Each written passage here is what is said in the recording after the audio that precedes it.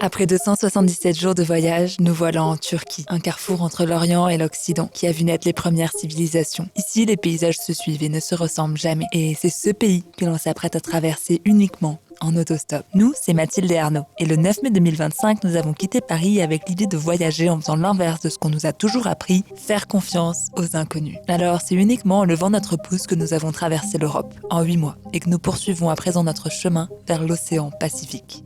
Depuis notre arrivée en Turquie, nous avons passé 2 semaines dans la ville d'Istanbul, où nous avons traversé le Bosphore et ainsi posé notre premier pas en Asie. Puis traversé l'ouest du pays, pris les premiers camions de notre voyage, été confrontés aux conditions météo changeantes, trouvé refuge dans un restaurant, vécu 1 semaine dans le van d'un inconnu, campé dans une maison troglodyte avec 5 autres autostoppeurs français et vécu avec eux chez Yashar, un Turc qui nous avait gentiment ouvert les portes de chez lui pendant 1 semaine. Mais après 1 mois dans l'ouest du pays, il est temps de reprendre la route pour traverser l'est, de la Mésopotamie aux montagnes du nord-est anatolien.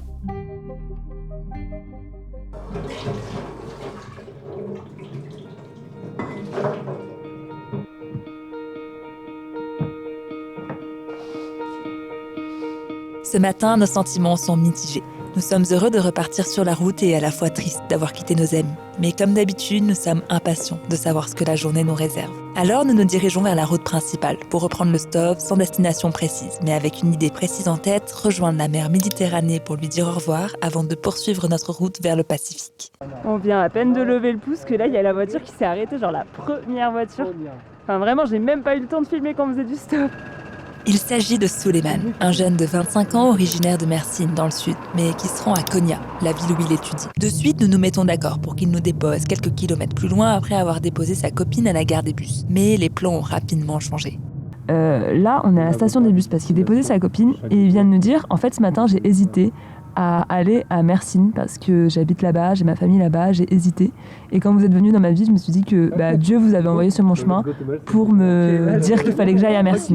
Et du coup, il a changé son trajet comme ça, il va à Mersin voir sa famille et comme ça, il nous amène à Mersin. Enfin, je trouve ça fou et il était en mode c'est Dieu qui nous a envoyé ce message. Et on ne croit pas à un Dieu, nous, mais on croit vraiment au destin et on pense vraiment que c'est le destin et c'est fou. C'est donc avec Suleyman que nous rejoignons la côte. Ensemble, nous parcourons 272 km. Nous discutons, écoutons de la musique, observons le paysage encore enneigé et au fil du trajet, la météo évolue. Nous faisons passer des gouttes de pluie qui tapent contre le pare-brise au soleil qui vient réchauffer nos visages. Et après 3 heures de route, c'est finalement sous un ciel gris que l'on atteint la mer Méditerranée. Suleyman a besoin de la mer pour se sentir bien. Alors il vient souvent ici. Et dans son coffre, il a 2 chaises de camping qu'il utilise pour s'installer sur la plage avec sa copine. Et aujourd'hui, il nous ordonne de les utiliser. Alors pendant 1 heure, nous restons là, tous les 3, avant d'aller prendre le thé chez la famille de son meilleur ami, qu'il considère comme sa propre famille, et qui nous propose naturellement de passer la nuit au chaud sous leur toit. Pour le dîner, la maman m'invite à me joindre à elle pour préparer des sikma, des galettes traditionnelles originaires de la région.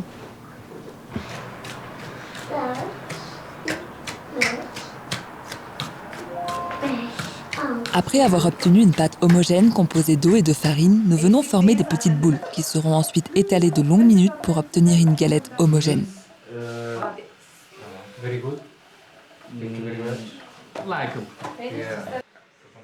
Pendant que leur ami est chargé de les faire revenir à la poêle, le papa s'occupe de les garnir de fromage, de beurre ou de patates mixées aux épices pour la version végane, avant de les rouler en serrant fermement. On a passé une trop bonne soirée, c'était tellement bien, vraiment. Et je pensais qu'on allait dormir dans le salon, et là c'est pas qu'il nous montre la chambre. En fait, il y a un des frères qui nous a passé sa chambre. C'est terrible, mais tu peux pas refuser, c'est impossible de refuser. La chambre elle est énorme, on a un énorme lit. Vraiment, l'hospitalité turque c'est incroyable, mais c'est tellement inspirant, enfin, ça donne tellement envie de donner encore plus, d'aider encore plus les gens en fait. Bref, à chaque fois, ça me touche, moi, ce genre de truc. Bon, allez, on est épuisés. Il est, je sais pas, 00h30. Donc, à demain.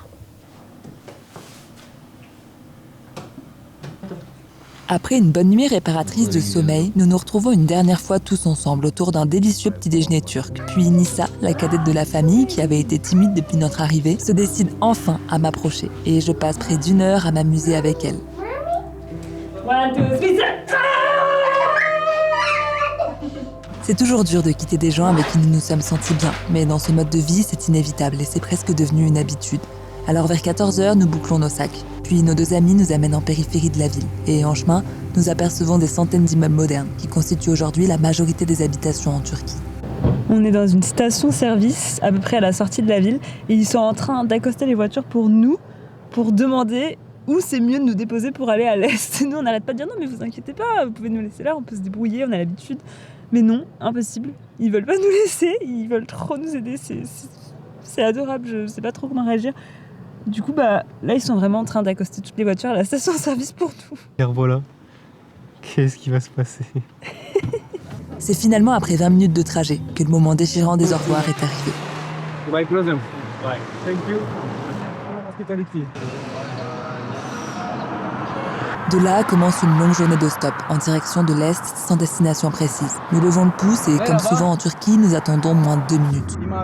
You from Emirates? Wow. Nous parcourons à peine 5 km avec Khalid, originaire des Émirats, puis une trentaine avec Ali, qui nous dépose aux abords de la ville de Tars. Bon, on vient de se faire prendre par un policier qui nous a déposés au milieu de l'autoroute et qui nous a dit de continuer le stop ici. On est sur l'autoroute. Je répète, on est sur l'autoroute. Alors nous marchons sur la bande d'arrêt d'urgence, en serrant bien à droite pour rester prudents face aux voitures qui arrivent à toute vitesse. Puis nous commençons le stop, moi à l'avant et Arnaud plusieurs mètres derrière moi, pour pouvoir laisser le temps aux véhicules de nous voir et décélérer. Il y a un camion ici arrêté, hyper loin. Je suis en train de faire mon meilleur footing sur l'autoroute là. Et c'est comme ça que nous faisons la rencontre de Mustapha, un chauffeur de poids lourd qui parcourt les routes du pays avec tous ses doudous. Il fait tout pour que nous nous sentons bien en sa compagnie. Nous partageons des biscuits, des discussions, nous écoutons de la musique et après 2 heures de trajet, nous arrivons en périphérie de la ville d'Adana, sa destination finale pour aujourd'hui. Mais pour lui, il était inenvisageable de nous laisser ainsi. Alors sur une station-service, il demande à Ahmed, un autre chauffeur de poids lourd qu'il ne connaissait pas, s'il peut nous récupérer. Demande directement acceptée.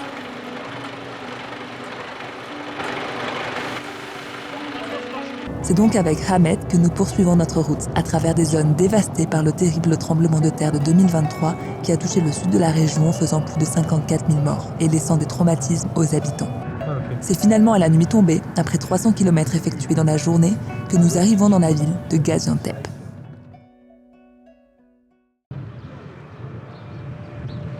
La ville de Gaziantep est l'une des plus anciennes au monde. Habitée depuis plus de 6000 ans, elle compte des ruelles étroites en basalte et des monuments remplis d'histoire, comme cette mosquée ottomane, construite par des artisans chrétiens arméniens.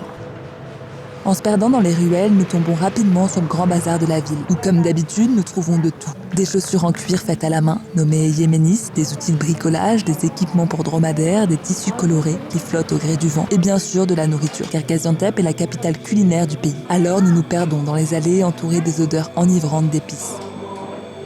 Et ce qui retient surtout notre attention, ce sont les nombreux objets en cuivre, fabriqués sur place par les artisans présents dans les rues.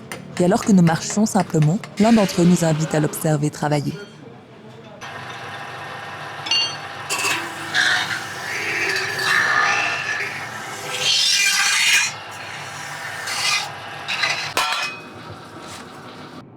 Ici, nous prenons le temps de souffler et de se construire une petite routine. Chaque jour, nous allons dans notre restaurant préféré, qui sert de la cuisine uniquement végétarienne et végane. Puis, nous passons du temps calme à tricoter, peindre et boire du thé. On vient de passer 2 jours à l'hôtel. J'avais trop besoin de me retrouver un peu seule pour recharger mon énergie tout simplement. Et c'est quelque chose que j'ai encore un peu du mal à m'accorder. Mais je sentais qu'après 14 jours à dormir chez l'habitant, j'avais besoin de me sentir dans un endroit où je dois rien à personne entre guillemets et où je dois passer du temps avec uniquement moi-même, Arnaud, et voilà. Mais j'ai l'impression qu'il y a un peu ce truc dans les voyageurs... comme nous, en stop, un peu baroudeur et tout, il y a un peu ce tabou d'aller à l'hôtel en mode ça fait pas vrai aventurier. Alors que moi je trouve que c'est hyper important des fois d'avoir des moments à soi et ça me permet justement de réussir à mieux ensuite m'ouvrir aux gens. Et c'est encore quelque chose que j'ai du mal à faire en fait, de dire ok ce soir on va à l'hôtel. Bref. Mais je regrette pas du tout d'être allée à l'hôtel parce que ça m'a fait trop du bien. Là je me sens apaisée, je me sens bien.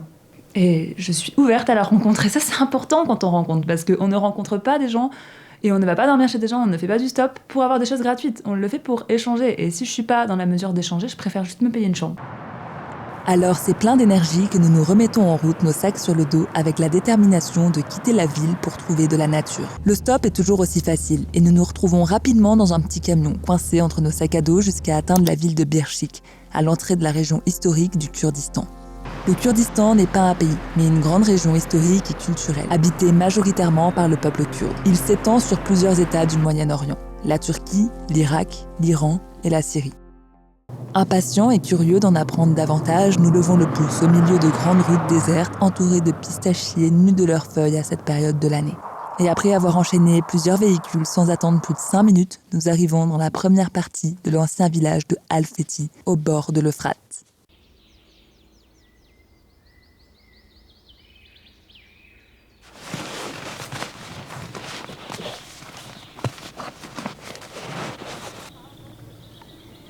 Nous passons la matinée en douceur à profiter du soleil et écouter les oiseaux chanter.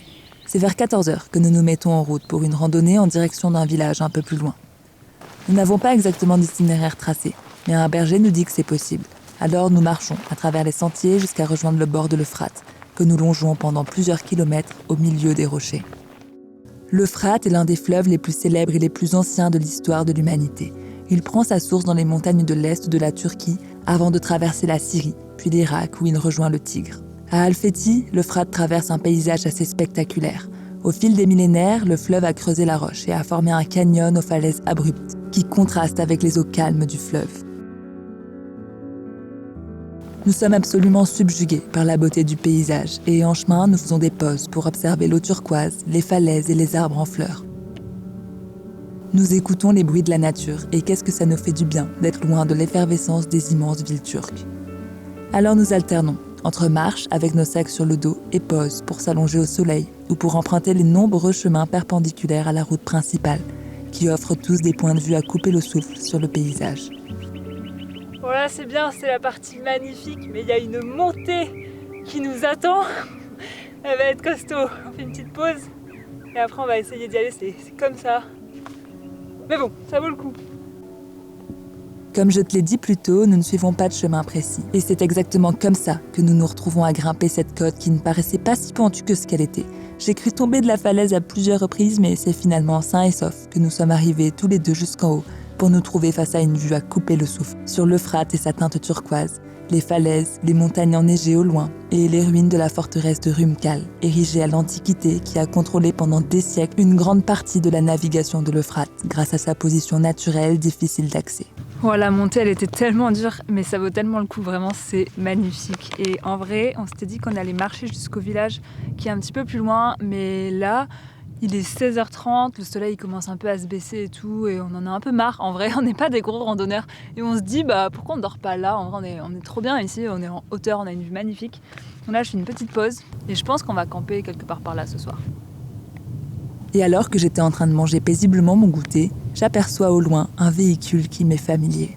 Non mais Bastien, c'est pas possible! Pour ceux qui n'ont pas suivi, Bastien voyage avec son van, on a passé une semaine avec lui, il y a 2-3 semaines, et on l'avait déjà vu par hasard la semaine passée dans la Cappadoce, et là on le revoit par hasard, c'est quand même un truc de fou, on ne se concerte pas. Et ce qui est marrant, c'est que vraiment on le voit, mais en fait il est de l'autre côté du fleuve, donc pour le voir il faut faire 3 heures de route, donc on ne pourra pas le voir du coup. Ce que nous aimons le plus dans notre mode de vie, c'est prendre le temps. Alors c'est sans difficulté que nous renonçons à l'idée de poursuivre notre chemin et préférons nous installer ici pour profiter des derniers rayons du soleil.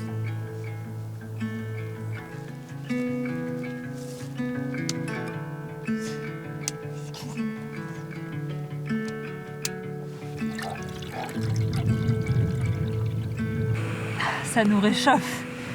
Ce soir au menu, on a une petite conserve de aubergine à la sauce tomate. J'espère que c'est pas trop piquant. Et les pâtes.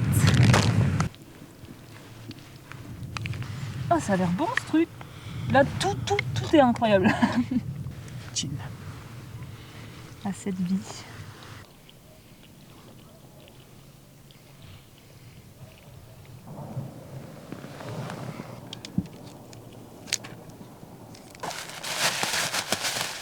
Encore un réveil de qualité sous le soleil. Bon, la nuit n'a toujours pas été excellente. Moi, j'avoue, j'ai trop mal dormi cette nuit. J'arrêtais pas de regarder l'heure et le temps passait super lentement. Je sais pas pourquoi, je sais pas. Après, c'est vrai qu'il fait quand même assez froid, donc le corps a du mal à se détendre. Et aussi, je sais pas, j'ai plus trop l'habitude de l'attente, mais Arnaud a bien dormi. Et dans tous les cas, le réveil nous fait vite oublier la mauvaise nuit parce que c'est tellement agréable de se réveiller avec une vue comme ça, c'est inégalable en fait, avec le soleil. Enfin, c'est incroyable. Donc là, on a pris le temps de ranger nos affaires et puis on va se remettre en route. Je sais pas combien de temps il nous reste de marche, peut-être 1 heure, 1 heure et demie, je ne sais pas.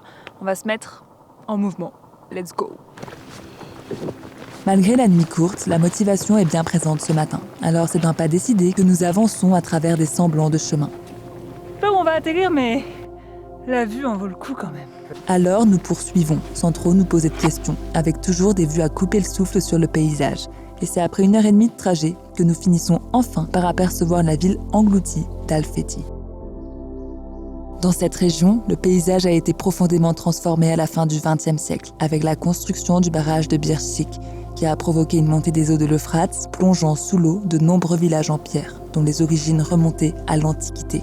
Tous les habitants ont été relogés dans la nouvelle ville d'Alfeti, construite quelques kilomètres plus haut. Et depuis, ces villages sont laissés à l'abandon. Certaines maisons sont encore visibles, d'autres sont immergées à plus de 20 mètres, et certaines sont à moitié submergées, comme cette mosquée, dont nous n'apercevons plus que le minaret.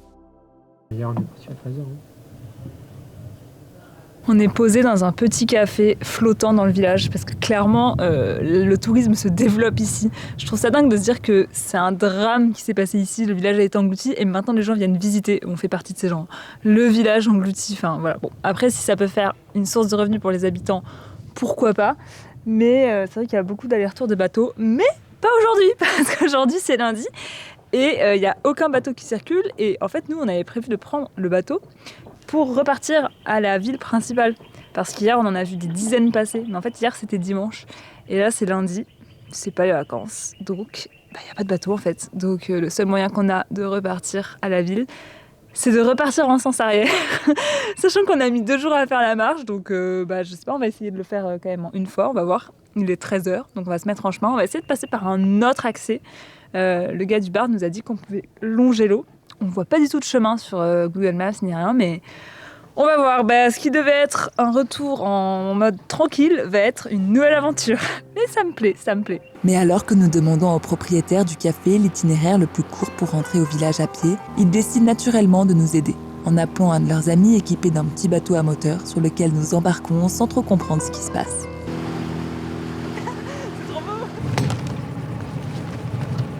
C'est shaker. Goulé, goulé. Bye. Ciao. Ok. Alfeti. C'est shaker. Ciao.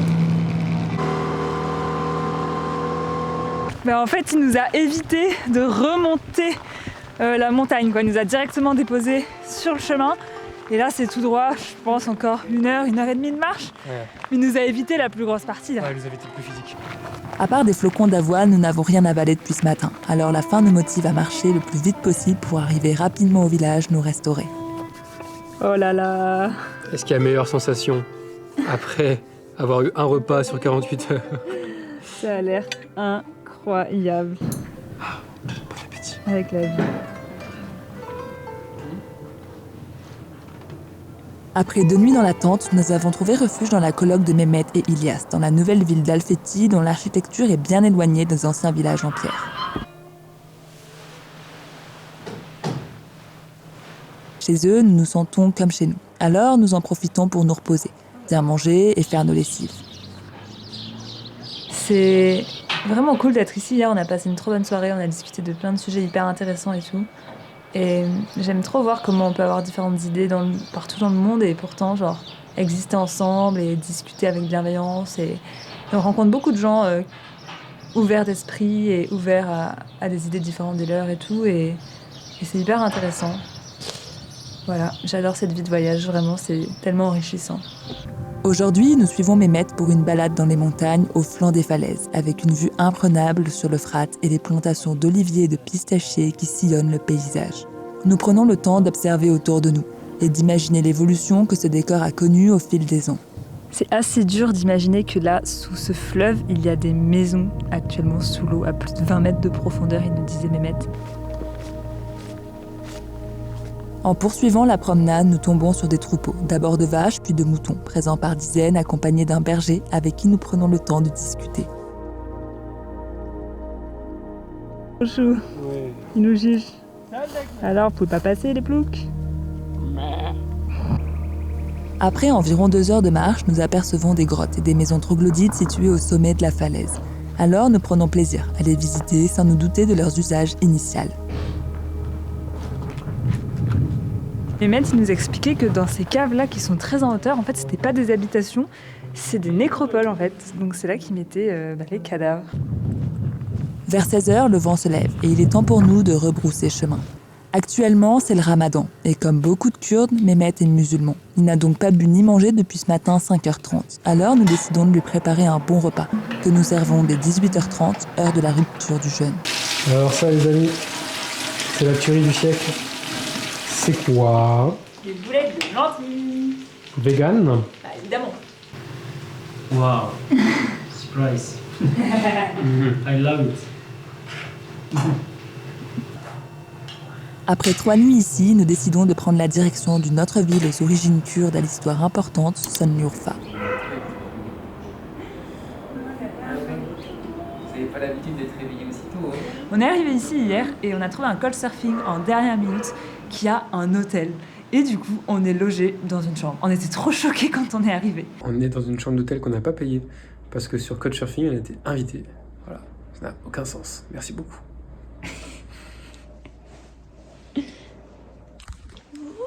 C'est trop beau. Ouais, c'est cool. Vraiment, Couchsurfing, c'est une application qui est incroyable pour rencontrer des gens et pour voyager à petit budget en étant logé gratuitement. Mais ce que j'aime beaucoup avec l'app, c'est quoi? Ça nous force aussi à aller vers les gens. Parce que si on avait payé une chambre d'hôtel, on serait juste resté dans notre chambre d'hôtel hier. Alors que là, le fait que ce soit un Couchsurfing, ça nous a vraiment poussé à aller parler à notre hôte, évidemment, et à tous ses amis qui étaient là hier. Parce que ici, c'est un peu une safe place dans cette ville. Beaucoup de gens viennent pour discuter, boire des coups, danser. Il y a des clubs de langue. Donc hier, on s'est un petit peu intégré à tout ce groupe-là. Et on est hyper fiers de nous parce qu'on est quand même assez... pas timide, mais on a quand même de l'anxiété sociale, surtout en anglais. Et du coup, on est trop fiers hier d'avoir réussi à parler à autant de gens en anglais. On a passé une trop bonne soirée, on a appris énormément de choses sur le sud de la Turquie. Et globalement, ce qui ressort le plus, c'est que l'est du pays est beaucoup plus conservateur que l'ouest. Et c'est vrai qu'il y a beaucoup de personnes qui aimeraient aller vivre plus dans l'ouest parce que c'est globalement plus ouvert d'esprit. Et ici, cet endroit où on loge, c'est assez cosmopolite, assez ouvert et ça leur fait du bien aux habitants d'avoir des endroits comme ça. Et nous, on est trop contents d'être là, de rencontrer tous ces gens et voilà. Ici, nous nous sentons bien, alors nous passons du temps dans la cour de l'hôtel, à discuter avec Farouk, le propriétaire, et à jouer avec les multiples habitants dont il prend soin, avant de prendre la direction du centre-ville.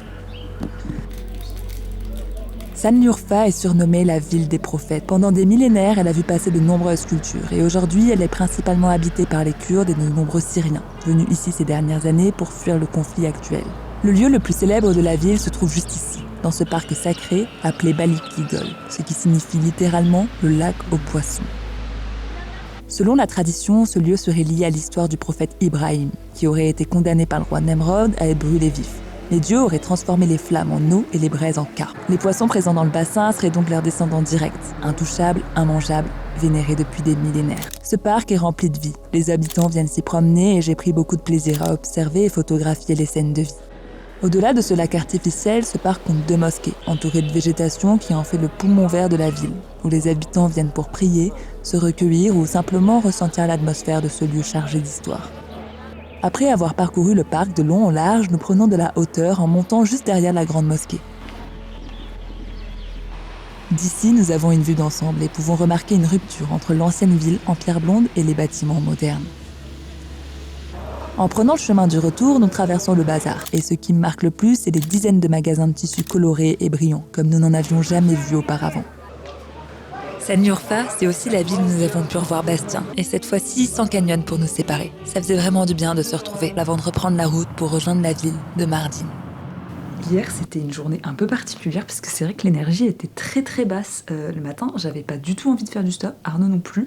Mais on s'est dit, vas-y, on se motive. Donc on a fait du stop, ça a très très bien fonctionné comme d'hab. Mais je sentais que ça me pesait en fait de parler avec la personne qui nous a pris. Non pas qu'elle n'était pas intéressante ou quoi, mais genre juste j'avais pas envie de parler. Et j'ai des jours comme ça dans le mois. Je sais pas si c'est lié à mon cycle menstruel, c'est fort possible. Mais voilà, donc par respect pour les gens qui nous prennent en stop, on a décidé d'arrêter le stop et on a fini le trajet en minibus. On est arrivé dans la ville de Mardin. On est actuellement en couchsurfing. Pour l'instant, on est dans la nouvelle ville, donc il faut qu'on marche 1 heure pour aller dans le vieux centre. Ce matin, on n'a pas d'eau parce que dans cette ville, y a souvent des coupures d'eau et ça nous rappelle aussi la chance qu'on a d'avoir accès dans notre quotidien en France à l'eau potable tout le temps parce que en fait, il y a plein d'endroits dans le monde où l'eau elle est coupée et c'est par exemple le cas ici. Donc du coup, on n'a pas pu trop se doucher ni rien, mais bon, c'est pas grave, franchement, c'est pas grave du tout. Et on est prêt là, donc on va y aller. Après avoir mis de l'ordre dans notre chambre, nous commençons à marcher en direction de la vieille ville. Mais rapidement, nous croisons par hasard une tête que nous connaissons bien. Encore là. On était en train de marcher et j'ai dit, imagine là, il y a Bastien qui passe. Et au moment où je dis ça, Bonjour. il passe au moment où j'ai fini ma phrase. On est fait pour aller en Mongolie ensemble, je crois, vraiment. Quand on voyage sur une longue durée, quelqu'un qui était inconnu il y a quelques mois peut très vite devenir un repère. Et c'est clairement le cas de Bastien, avec qui nous avons passé beaucoup de temps depuis notre départ. C'est donc tous les 3 que nous partons dans le centre historique de la ville de Mardin. Construite sur une colline et surplombée par une forteresse dont les origines remontent à l'Antiquité. Très vite, nous nous perdons dans un véritable labyrinthe de ruelles étroites et d'escaliers. Ici, les maisons sont construites en pierre calcaire locale qui capte la lumière du soleil et donne à la ville cette teinte dorée si particulière.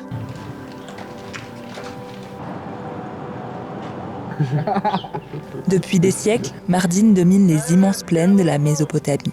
Et cette position stratégique en a fait un carrefour de civilisation. Aujourd'hui, beaucoup de maisons ont été transformées en hôtels ou cafés, bien que certaines familles continuent d'habiter la vieille ville. Et en se baladant, nous tombons par hasard sur un bazar fréquenté par les habitants. Les bazars sont présents dans toutes les villes de Turquie, mais ils sont toujours différents. Et honnêtement, c'est à chaque fois mon endroit préféré. Il grouille de vie, de couleurs et d'odeurs. En fin de journée, nous disons au revoir à Bastien. Alors pour nous consoler, avec Arnaud, nous nous installons dans ce petit café coloré, dans lequel nous sommes bien accompagnés, avant de monter au sommet de la colline pour le coucher de soleil. Tout va bien. Il fait pas moins 2. Pendant notre séjour à Mardin, nous nous réchauffons chaque soir dans le café de notre hôte Serhat pour déguster un thé bien chaud en partageant de longues conversations tout en admirant la vue sur la vieille ville.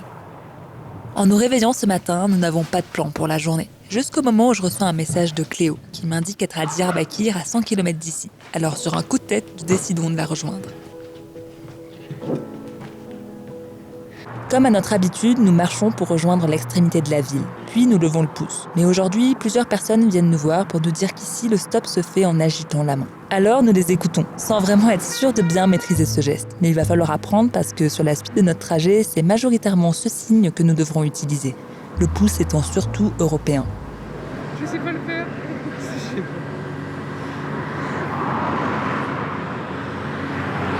Malgré le fait que nous étions peu à l'aise avec ce nouveau geste, Eren s'arrête rapidement pour nous amener jusqu'à notre destination du jour, Diyarbakir. Diyarbakir est l'une des villes les plus importantes du sud-est de la Turquie, en expansion ces dernières décennies avec des nouveaux quartiers, de grandes avenues et des immeubles récents. Mais pour notre part, nous logeons à l'intérieur des remparts, dans le quartier Sour, majoritairement habité par des classes populaires. On y croise des familles, installées ici depuis des générations dans des maisons anciennes, au cœur des ruelles étroites et animées. Il fut un temps où nous aurions romantisé ces ambiances, les enfants qui jouent dans la rue, les voisins qui discutent sur le pas de leur porte, mais aujourd'hui, on voit surtout une pauvreté, qui dénote complètement avec les nouveaux quartiers. En nous baladant, nous passons par le souk, puis tombons sur la grande mosquée, une des plus anciennes de la région, érigée sur les bases d'une cathédrale byzantine. Elle présente une grande cour, comptant 2 fontaines, plusieurs salles de prière et des colonnes antiques réemployées. C'est un lieu de culture très important pour les habitants, et ils sont nombreux à profiter du soleil dans la cour. En continuant notre promenade, nous remarquons une façade colorée, qui semble être un centre artistique. Alors nous poussons la porte par curiosité et arrivons dans un café s'étendant sur plusieurs étages, dans lequel chaque salle dégage une ambiance différente, avec une décoration constituée uniquement d'objets récupérés. Nous nous installons sur le toit terrasse pour savourer le café, le thé, des tranches d'orange et des pop-corns salés.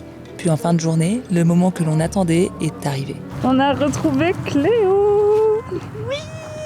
Si tu n'as pas vu les précédents épisodes, nous avions rencontré Cléo à Istanbul, puis avons passé une semaine ensemble dans la même maison en Cappadoce avec 2 autres autostoppeurs. Ça faisait vraiment du bien de la retrouver et de pouvoir dormir une nuit de plus sous le même toit.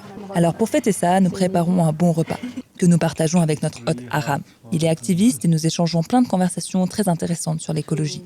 Avant de s'amuser autour d'instruments de musique kurde, puis de poursuivre en mode pyjama party dans la chambre avec Léo.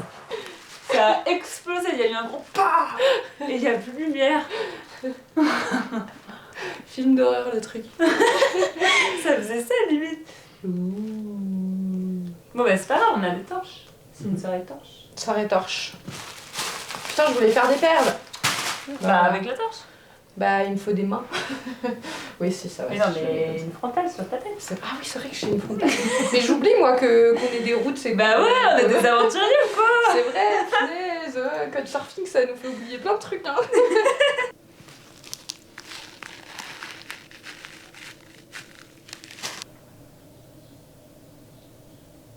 Aram habite dans la vieille ville de Diyarbakir, dans un immeuble classé à l'UNESCO qu'il va bientôt transformer en hôtel. Toutes les pièces s'articulent autour d'une petite cour. Et de suite, nous nous sentons ici comme chez nous.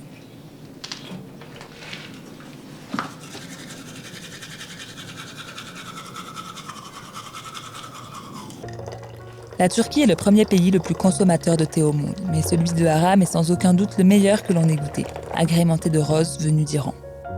Ce matin, nous partageons le petit déjeuner avec Sahar, une amie de Aram. Après avoir bien mangé, nous prenons la direction des jardins de l'Evel, une zone fertile située à quelques kilomètres de la ville, entre le Tigre et la forteresse. Terre de culture stratégique pendant des milliers d'années et inscrite à l'UNESCO, cette zone est aujourd'hui utilisée pour cultiver des légumes et du bois. Ça faisait du bien de profiter de la nature avant de prendre la direction d'un quartier en développement.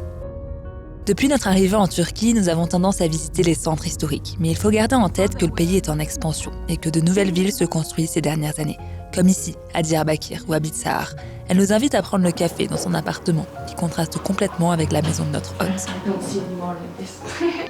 Quelques heures plus tard, c'est à contre-cœur que l'on dit au revoir à Cléo. Elle repart vers l'Europe et nous partons vers l'Asie. Alors nous risquons de ne pas nous voir avant plusieurs années. J'étais contente de vous recroiser. Profitez bien.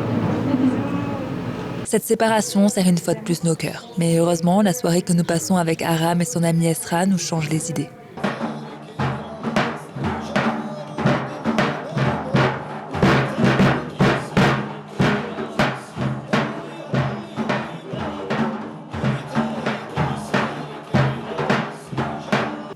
Aujourd'hui, nous allons commencer notre ascension vers la Géorgie, située à plus de 600 km. Nous n'avons pas d'itinéraire, ni de plan précis. Nous ne savons pas si ce trajet durera un jour, une semaine ou un mois. Nous voulons nous ouvrir aux rencontres et à l'imprévu. Alors vers 14h, nous quittons la maison de Aram pour se positionner sur le bord de la route, toujours étonnés par la simplicité du stop dans cette région du monde. Car en quelques secondes, Darin et Bahram, deux jeunes Kurdes, s'arrêtent pour nous. Et sans réfléchir, nous partons avec eux pour 300 km, sans se douter que le paysage se recouvrirait de blanc. Mais nous, on regarde jamais la météo en fait. Donc on s'est dit, tranquille, on va pouvoir dormir dans la tente. On a regardé, il faisait 0 cette nuit, ça va. Et on s'attendait pas à ce qu'il y ait de la neige par terre en fait. C'était pas prévu ça. C'est donc dans des conditions hivernales que nous découvrons la ville de Tadvan, située au bord du lac de Van, le plus grand lac de Turquie. Mais la plage où nous pensions dormir est recouverte de neige. Alors nous renonçons rapidement à cette idée. Et alors que les flocons tombaient par milliers, nous allons nous réfugier devant une station-service dans laquelle les pompistes nous invitent, comme souvent, à boire le thé.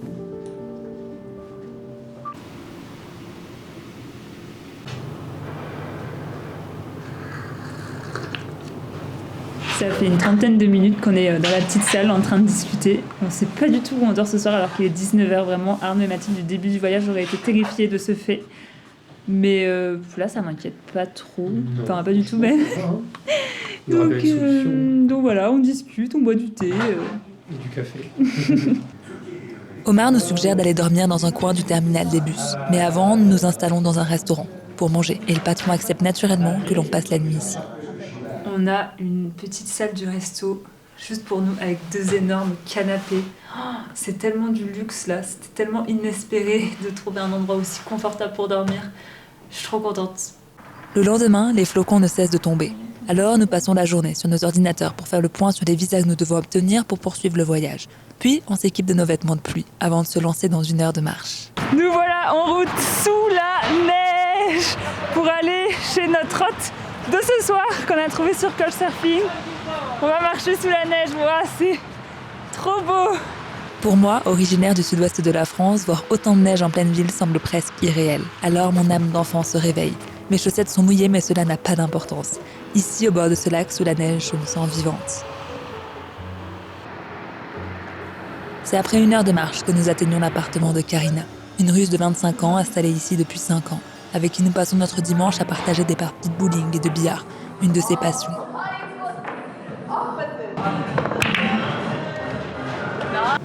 Après 2 nuits reposantes sur son canapé, nous disons au revoir à Karina. Puis marchons d'un pas lent sur la neige, pas très à l'aise mais toujours amusés, jusqu'à rejoindre le bord du lac. Ici, le bruit de l'eau et des oiseaux domine le paysage sonore, alors on s'assoit de longues minutes à ne rien faire, simplement à profiter du calme qui nous a tant manqué ces dernières semaines. Regardez, j'ai fait un pingouin de neige avec un petit chapeau en capsule de bière, il est pas trop chou. Mais rapidement, nous retrouvons le brouhaha de la route où nous avons pris l'habitude de passer beaucoup de nos journées. Et comme un automatisme, je lève la main. Quelques minutes plus tard, nous parcourons les routes avec Artekin, un père de famille, et ensemble nous discutons de religion et de polygamie. Je suis tellement reconnaissante de tous ces inconnus qui nous ouvrent les portes de leur voiture et plus largement de leur vie, avec toujours des attentions touchantes. Les Kurdes, ils veulent tout le temps t'offrir quelque chose et c'est impossible de dire non. Alors là, ça fait vraiment genre 10 minutes qu'on est en train de dire qu'on n'a pas faim, mais on est obligé de manger. Petite banane. Après 2 heures de route, nous arrivons dans la ville de Van. Ici, la neige a déjà fondu et nous en profitons pour nous balader sur la forteresse, bâtie il y a près de 3000 ans. Elle s'étire sur plus d'1 kilomètre le long de la roche et autour, nous trouvons les vestiges de l'ancienne ville abandonnée après les violences et les déportations qui ont frappé la population arménienne en 1915, en pleine guerre mondiale. Mais comme d'habitude, ce qui nous marque le plus, c'est les rencontres. Et ici, on fait la connaissance de Kiana et son copain Benjamin. Kiana est iranienne. Elle vient de quitter son pays pour espérer un avenir meilleur. Parce que oui, à quelques kilomètres d'ici, il y a un peuple qui souffre, dans un pays en guerre, coupé d'internet. Et nous, on est là, tout proche et impuissants.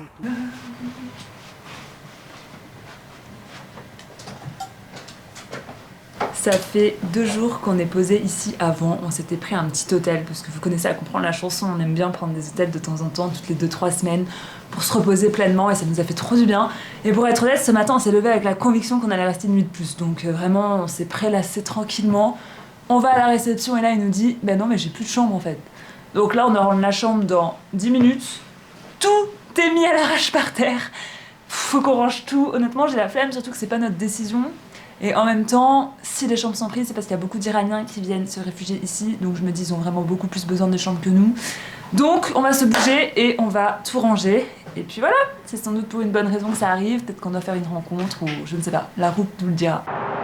Après quelques minutes d'attente au bord de la route, nous nous retrouvons dans la voiture de Mehmet, avec qui nous parcourons une dizaine de kilomètres jusqu'à sortir de la ville. De là, nous continuons le stop, et en quelques secondes, Omer, un chauffeur de bus et son assistante elle-mère, s'arrêtent pour nous. Ils doivent ramener le véhicule à la gare, 100 km plus loin, et nous invitent à nous joindre à eux. On est dans un bus de voyage qui nous a pris en stop et il nous met du zaz à fond. J'adore. C'est la première fois que nous faisons du bus stop et nous avons passé un super moment avec eux, à discuter toujours avec le traducteur et à regarder le paysage changer. Après 1h30 ensemble, nous continuons le stop et une fois de plus, nous n'attendons pas plus de 2 minutes. Un homme assez âgé nous emmène avec lui pour 30 minutes de trajet. Et plus nous avançons, plus le paysage redevient enneigé. On vient de descendre de la voiture, on faisait même pas de stop. Il y a un gars qui s'arrête, qui dit « Vous allez où ?» On dit « On va vers la Géorgie ». Il dit « Bah je vais vers là, vous voulez venir ?» On dit « Bah ouais ». Du coup voilà, on n'a même pas fait de stop. Hello! Avec Taskin, nous parcourons 80 km. Il parle très bien anglais et fait partie de la communauté Couchsurfing. Le trajet était très agréable et il nous dépose avant l'entrée de la ville de Agri. Nous marchons quelques secondes avant que 2 jeunes s'arrêtent et nous proposent de nous avancer un peu plus loin. C'est vraiment incroyable le nombre de gens qui s'arrêtent alors qu'on ne fait même pas de stop. Ça fait 2 personnes en une journée qui s'arrêtent et qui nous aident trop quoi. Donc là, ils nous ont déposés en pleine ville, et puis on traverse jusqu'à l'extrémité pour continuer. Je sais pas trop jusqu'où on va avancer comme ça aujourd'hui, mais j'ai envie de dire, on n'a pas d'endroit où passer la nuit, on est dans une grande ville, donc on n'a pas trop de raison de s'arrêter là, donc on va continuer, on va voir ce qui se passe. Après avoir traversé la ville, nous décidons de faire une pause sur ce banc, avant de recommencer le stop pour la 5e fois de la journée. Mais à peine quelques minutes après s'être assis, Kadir, un jeune Kurde de 28 ans qui était en train de tenir l'épicerie de son père, nous invite à partager le dernier repas du Ramadan avec sa famille. D'habitude, nous n'acceptons jamais des invitations aussi soudaines dans la rue.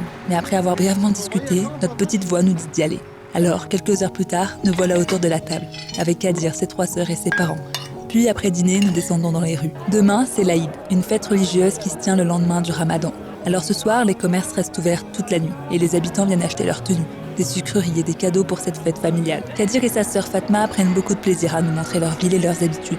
Nous buvons d'abord le thé dans le café de leur oncle, puis nous nous rendons dans le restaurant de ce même oncle, où les cuisiniers préparent des repas qui seront distribués demain aux plus démunis. Cette soirée était inattendue, et pourtant tellement belle. Nous avons rencontré Kadir quelques heures plus tôt sur un banc, mais il y a quelque chose qui nous semble naturel avec lui et sa famille, comme si nous nous connaissions depuis longtemps. Il est minuit 20, et du coup, on finit par dormir chez la famille qui nous a accueillis ce soir. Et demain, c'est un jour spécial parce que c'est le lendemain de la fin du Ramadan. Et du coup, il y a une fête, c'est un peu l'équivalent de Noël chez nous, mais évidemment, les traditions sont différentes. Et du coup, ils nous ont dit, mais s'il vous plaît, célébrez avec nous la fête et tout. Du coup, demain, on va célébrer cette fête avec eux. Donc demain, c'est-à-dire dans 5 heures, je me lève et je vais à la mosquée pour aller prier. Parce que les hommes vont prier. Pendant que Mathilde va faire le petit déjeuner. Avec les femmes. Voilà. Et tout ça, ça part de juste, on était vraiment assis sur un banc avant d'aller faire du stop. Et quelqu'un est sorti de nulle part et là, on est là. Enfin, ça n'a aucun sens.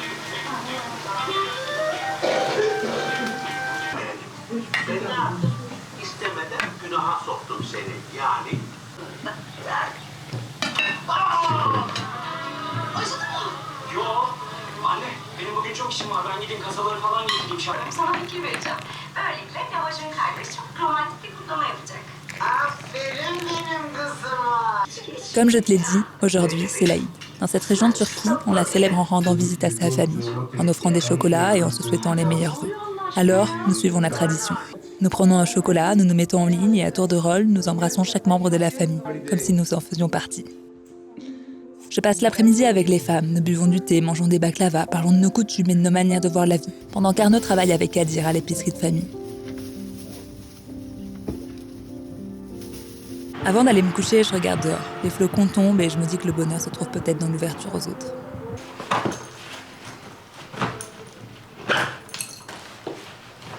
Quand tu voyages, il faut vraiment revoir toute forme de politesse, parce que là, j'allais enlever la couette de la housse de couette.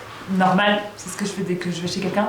Sauf que je sais pas si c'est bien vu, parce qu'ici, dès que tu fais quelque chose qui participe à la vie de la maison, genre ranger ou quoi, c'est mal perçu parce qu'ils se disent que du coup, c'est que c'était pas des assez bons hôtes. Donc, tu ne peux rien faire. Donc, du coup... Si tu veux la débarrasser, ça veut dire que tu trouves qu'il débarrasse pas. Si tu veux l'aider à nettoyer, ça veut dire que tu trouves que c'est sale. Ouais. C'est compliqué. Donc il faut vraiment jeter à la poubelle tout ce qu'on connaît, et des fois j'ai l'impression d'être mal poli. Et ouais, et en fait il faut que nous dire, le jour où je viens en France, tu nous donnes tout ce que tu veux, mais là t'es mon invité donc tu ne fais rien. Du coup ça fait un peu bizarre, parce que c'est pas du tout notre culture. Mais bon, c'est ça aussi voyager, c'est s'adapter aux autres cultures. En un claquement de doigts, nous voilà sur ce même banc où Kadir nous a invités quelques heures plus tôt, avec des souvenirs en plus et une confiance encore plus grande en la vie. Alors on se repointe sur le bord de la route et en quelques minutes nous faisons la rencontre d'un chauffeur de poids lourd iranien. Et avec lui, nous nous embarquons dans les routes de montagne.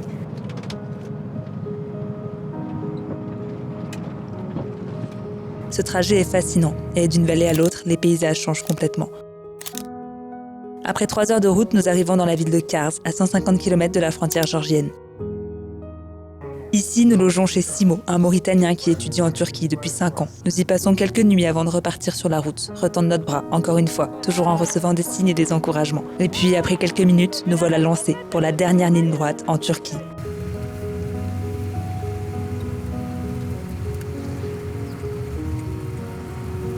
Après 70 jours, 3260 km, 37 voitures, 5 camions, un van, un bus, des nuits dans la tente, dans des restaurants, dans une maison troglodytée chez l'habitant. Pendant ce trajet, nous nous remémorons tous nos souvenirs, ces paysages et surtout ces visages qui ont rendu notre aventure si spéciale. Tous ces gens qui nous ont ouvert les portes de leur voiture, de leur maison et tout simplement de leur vie. Tous ces gens qui nous ont, en ces temps durs, donné un peu plus foi en l'humanité.